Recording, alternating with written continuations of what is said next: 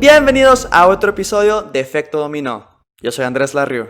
Yo soy Diego Cermeño y en estos episodios estaremos estudiando la respuesta de la Unión Europea al COVID-19. Así es, en los próximos 2 episodios estudiaremos la respuesta al COVID-19 por parte de la Unión Europea.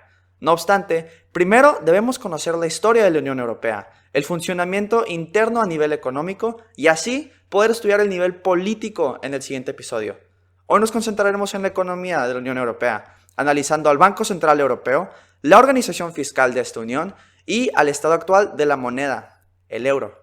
Vamos al acomodo. Hay 2 herramientas que utilizan los gobiernos hoy en día para intervenir en la economía. La política fiscal, que trata los impuestos y el gasto público, y la política monetaria. La política monetaria se dedica a controlar la cantidad de dinero en circulación, mediante tasas de intereses y las ofertas de títulos, deuda o bonos, que explicaremos más adelante. Como la confianza en una moneda es la base de toda economía contemporánea, los gobiernos los administran y respaldan a través de un banco central. El banco central es el banco de los bancos comerciales. Por tanto, un banco comercial pide prestado de un banco central con una tasa de interés. La tasa de interés indica el precio de adquirir más dinero mediante préstamos, por lo que algunos dicen que la tasa de interés es el precio del dinero. Para controlar la cantidad de dinero en circulación, un banco central puede subir o bajar las tasas de interés. Por ejemplo, intereses altos significan que los bancos comerciales piden menos y a la vez elevan los intereses de préstamos y actividades comerciales para consumidores. Los bancos centrales también ofrecen y venden deuda como una medida veloz para tener dinero a la mano. Recientemente, los bancos centrales de países desarrollados han estado comprando activos financieros de largo plazo, como hipotecas. Tiene la misma intención que la compra de bonos, pero esto ha sido más controversial y vamos a discutirlo más adelante. Hoy, la compra de activos ha sido la principal creación de dinero. A través de estas herramientas, un banco central busca regular la inflación y mantener el valor de la moneda, aumentar el empleo y promover el crecimiento económico. Mientras más independiente sea un banco central de decisiones políticas, mejor podrá tomar sus decisiones de planeación. Obviamente todo esto a largo plazo, pero hay que tomar en consideración que el caso europeo es excepcional, ya que tenemos un banco central que maneja la moneda de 19 países diferentes, todos con sus diferentes condiciones. ¿Cómo se estableció entonces el Banco Central Europeo? En el 51, tan solo 6 años después de la Segunda Guerra Mundial, Alemania y Francia establecieron la Comunidad Europea del Carbón y Acero, quitando aranceles en estos productos. Antes acérrimos enemigos, Francia y Alemania creían que una mayor integración económica sería motivo de disuasión de más conflictos bélicos. Por tanto, en 1957 nace la Comunidad Económica Europea con el Tratado de Roma, tomando los pasos necesarios para crear un mercado europeo común sin aranceles. La integración se intensificó hacia finales de los 70 y 80, con la caída de las dictaduras en Portugal y España y la disolución de la Unión Soviética. Finalmente, la Unión Europea se vuelve una realidad en 1992 con la firma del Tratado de Maastricht. Este tratado es particularmente importante para nosotros hoy, ya que aquí también se acuerda la creación del Sistema Europeo de Bancos Centrales, que es una junta de todos los bancos centrales nacionales de Europa y el recién establecido Banco Central Europeo. Este último será el responsable del euro, que es una moneda puesta en circulación en 2002. Tiene además la autoridad de imprimir el euro, facilita transacciones de países con la eurozona, mantiene reservas no solo en activos sino en monedas extranjeras y tiene como meta mantener una inflación solamente debajo del 2%. Sin embargo, hay problemas con la rigidez de este sistema. Para entrar a la Unión Europea en general, tu país debe tener una inflación menor al 1.5%, que tu déficit no sea mayor al 3% de tu Producto Interno Bruto y que tu deuda pública nacional no supere el 60% con respecto al PIB. Ni siquiera un país tan productivo como Alemania pudo mantener un estado así y menos en medio de la crisis actual. Además de esto, no hay mecanismos fuertes para penalizar a países de manera equitativa si se rompen estas reglas. Como la Unión Europea pone a todos los países en paquete, Grecia y Portugal entonces podían pedir préstamos con los mismos intereses que se le ofrecerían a Alemania, aunque tienen capacidades de pago muy diferentes. Todo esto contribuye al desastre que terminaron siendo el 2007 y el 2008. Ya que tenemos todo este contexto histórico, vamos al impacto.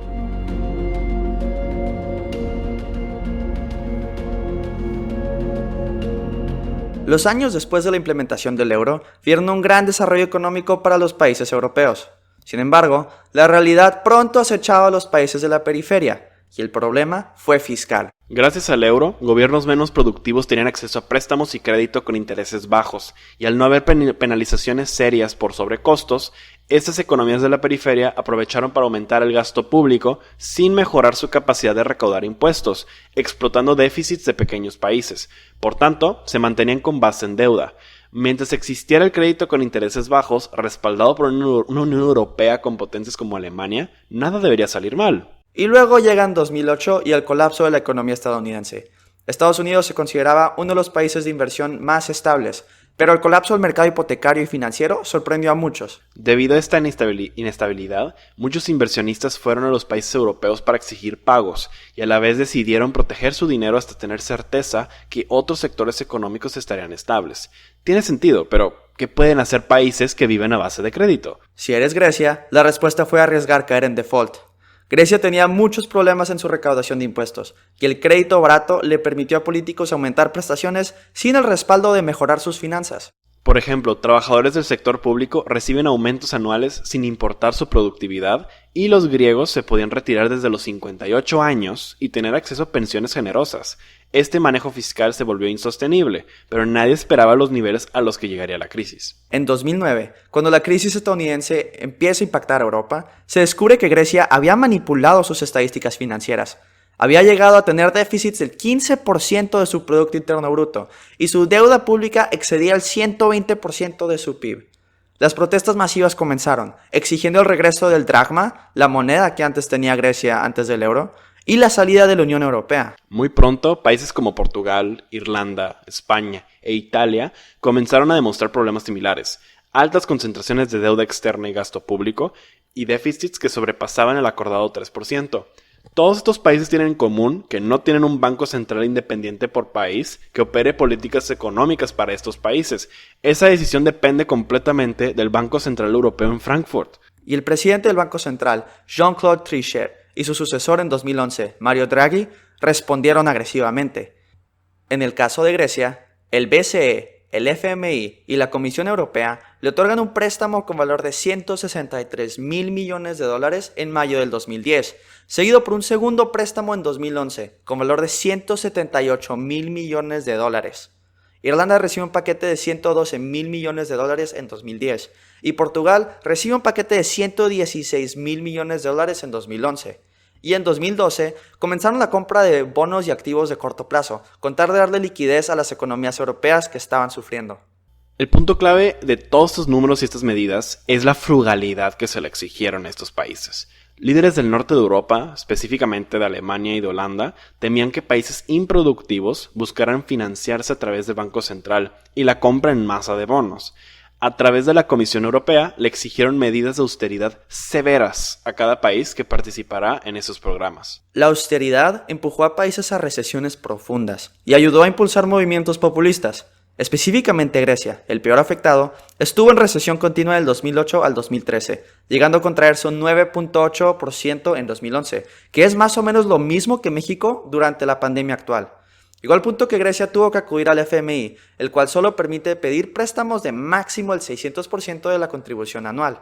Y pidió un préstamo de 3.000%, 5 veces el límite histórico del FMI. Muchos consideran que estas medidas de austeridad son parcialmente responsables para empeorar la crisis. Manteniendo la frugalidad como tema, países que participaran en la compra de bonos tenían que reestructurar sus manejos fiscales. Era necesario, pero tuvo consecuencias durísimas para la población. Para 2014, la mayoría de los países bajo programas de compra de bonos y apoyos ya habían acabado.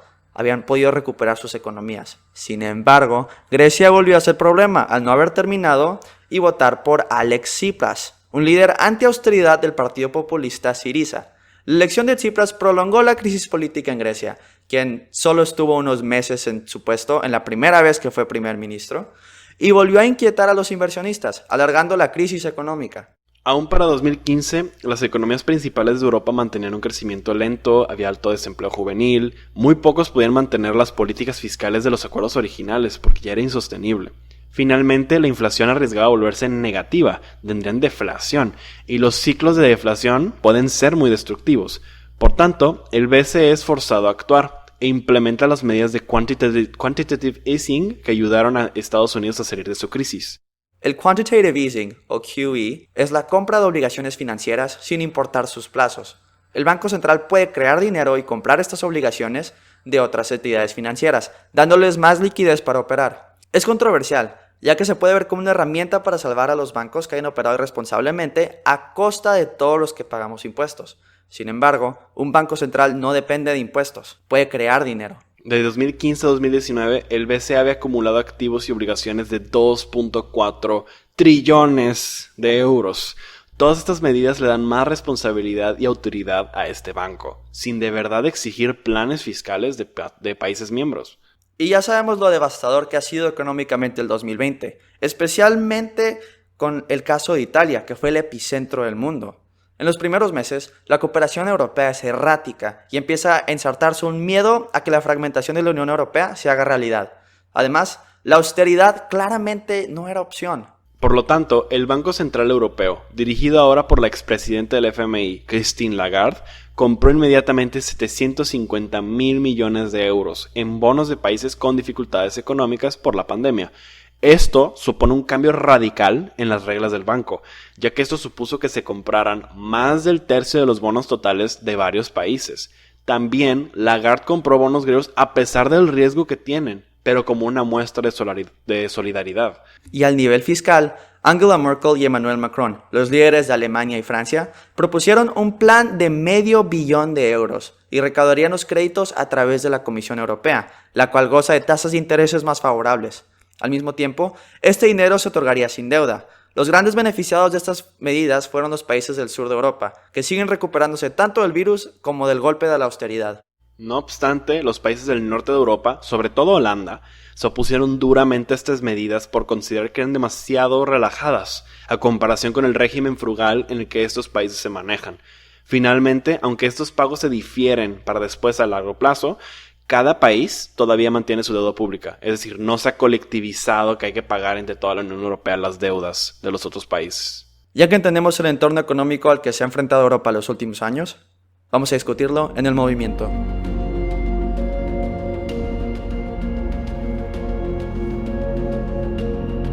Para este movimiento tenemos una mula de 4, que son 4 puntos importantísimos en esta cuenta de balance y 4 esperados resultados que tal vez vamos a llevar al próximo episodio, pero definitivamente Europa ya está manejando. ¿Con cuál empezamos, Andrés? Pues primero, quiero volver a hablar sobre lo que son las políticas fiscales y las políticas monetarias. Como ya les dijimos, las políticas fiscales se refieren a todo lo que involucra el manejo de un presupuesto estatal. Eso involucra la recaudación de impuestos, la recolección de deudas y créditos para poder gastar, la administración de presupuestos públicos, y aquí es donde ya incurren los déficits. El déficit simplemente es la cantidad de dinero que gastas que no fue recaudada de tus impuestos, y la deuda es la acumulación de déficits. Ese es el lado fiscal. La política monetaria yo entiendo que puede ser un poco más abstracta, porque estás hablando de simplemente un banco central que tiene la capacidad de crear dinero. Pero ¿cuál es mejor al final? La realidad es que lo mejor parece que termina siendo usar ambas. Generalmente los países cuando están en una crisis usan las dos, que fue lo que hizo Estados Unidos en 2008 para salir de la recesión. Y a comparación de Europa, que implementó medidas de austeridad, Estados Unidos logró salir bien después de un año de la crisis y tuvo su época de crecimiento económico más grande desde la Segunda Guerra Mundial. O sea, obviamente tienes que hacer los estímulos directos a la población, las acciones monetarias ya le van a dar liquidez a las empresas, pero también hay una historia detrás en cómo se manejan estas instituciones. El peso cultural e histórico en todos los aspectos y, de hecho, pues tú habías comentado el manejo fiscal, pues preparar el terreno para las relaciones que se van a hacer, por ejemplo, entre la ciudadanía y el gobierno a la hora de pagar impuestos, o entre las empresas y el Banco Central, más si el Banco Central no es completamente autónomo. Eso es muy importante.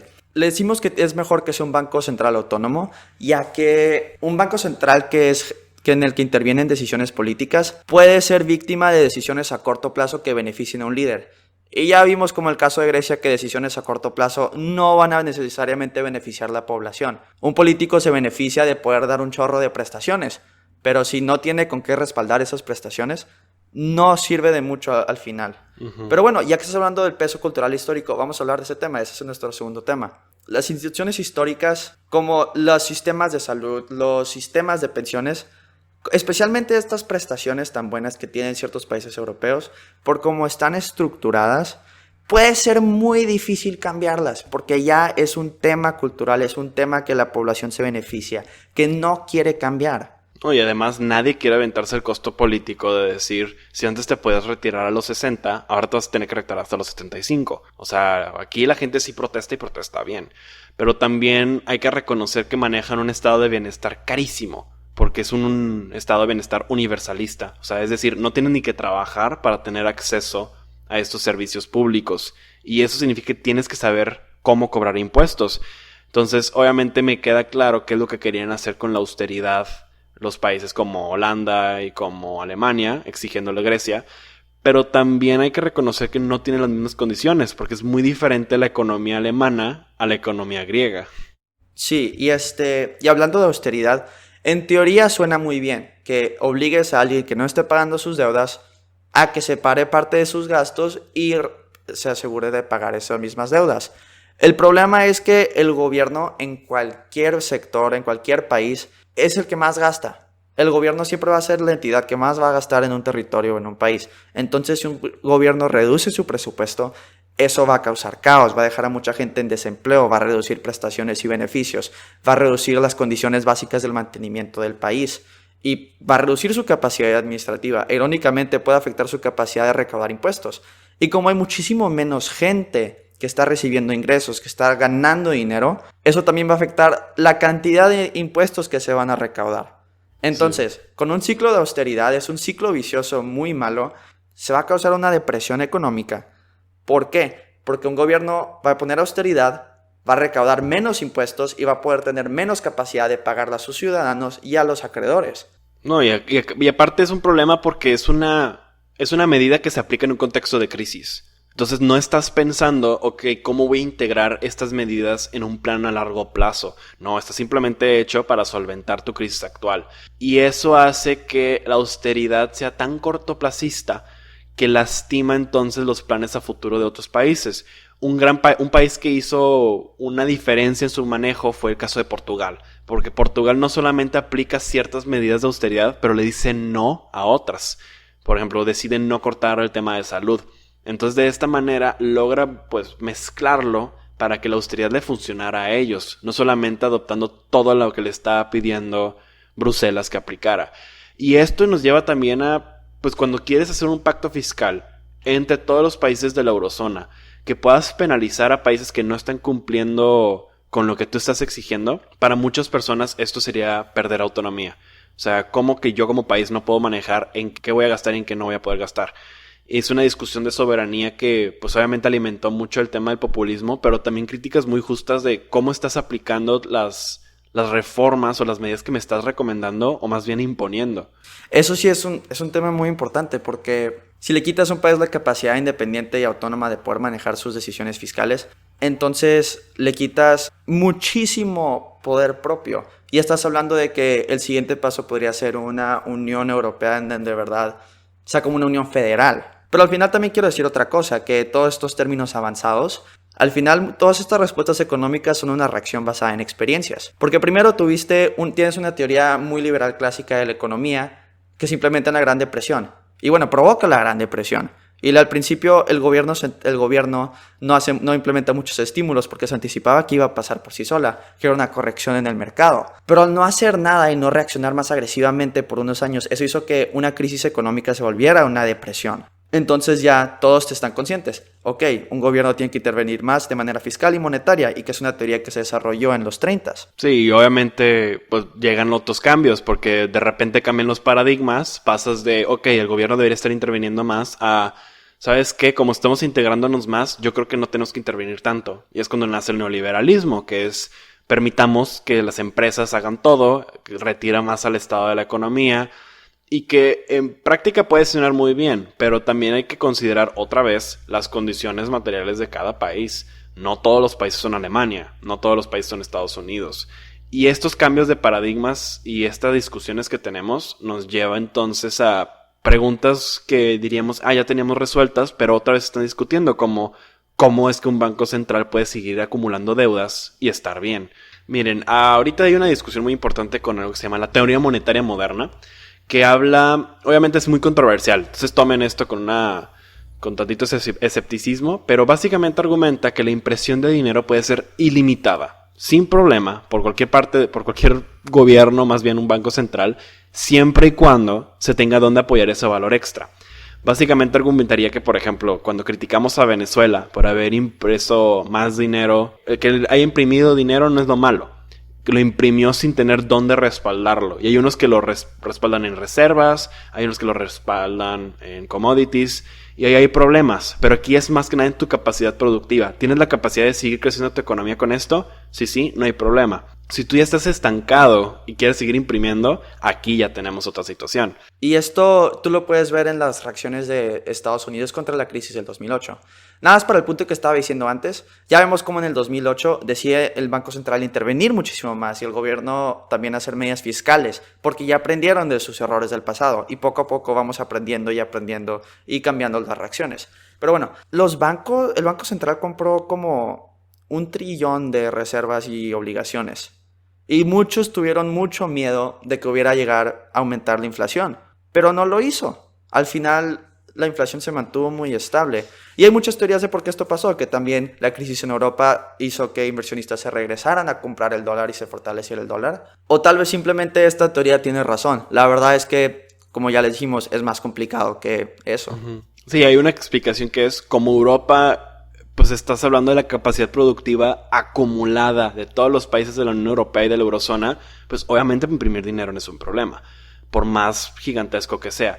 Pero todo esto tiene un costo, pero no es un costo necesariamente económico, sino político. Porque llega un momento cuando esas megadeudas de varios, no solamente el Banco Central, sino hasta de bancos comerciales, adquieren una etiqueta de too big to fail. O sea, no puede caerse nunca esta institución, por más irresponsable que haya sido, por más corrupta que haya sido, no se puede caer. No puedo dejar que entre en bancarrota.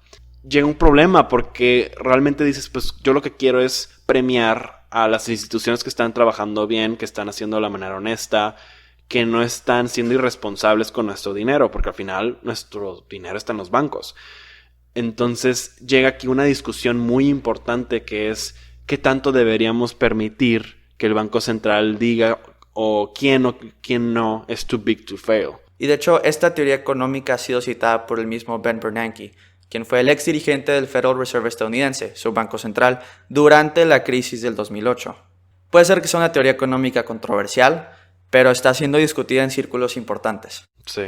No, y aparte por todo el contexto político, o sea, ¿estás protegiendo intereses o estás protegiendo la economía? Y digo, eso ya estás hablando que la verdad nunca vamos a poder deslindar la economía y la política. Tienen que ir mano en mano, porque tenemos teorías económicas, pero al final su implementación es lo que va a afectar a la gente. Vamos a nuestra última discusión, que también va a servir para hacer una transición al siguiente episodio.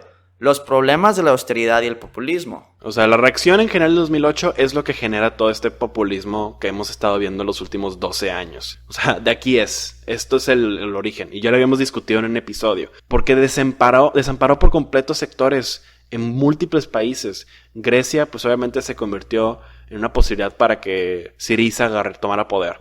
Portugal encontró una manera, pero aún así hay una coalición muy importante entre la derecha y la izquierda. España, vemos no solamente a Podemos desde la izquierda, sino también a Vox desde la derecha. En Italia ni digamos. Y el sur de Francia, pues se convirtió en un bastión para el Frente Nacional de Marine Le Pen. Al final, el populismo es una reacción a nos desampararon con sus imposiciones económicas y nos hacen sentir que nosotros como países no podamos tomar nuestras decisiones.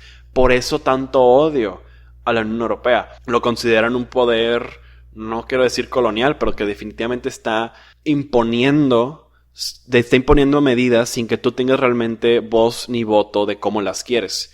Por eso el Brexit también. Este gran populismo es una reacción a estos sistemas tecnocráticos que se estaban estableciendo. De hecho, tan mal llegó a estar el gobierno de Grecia que se le impuso un gobierno tecnocrático por unos años, alrededor de 2013-2014.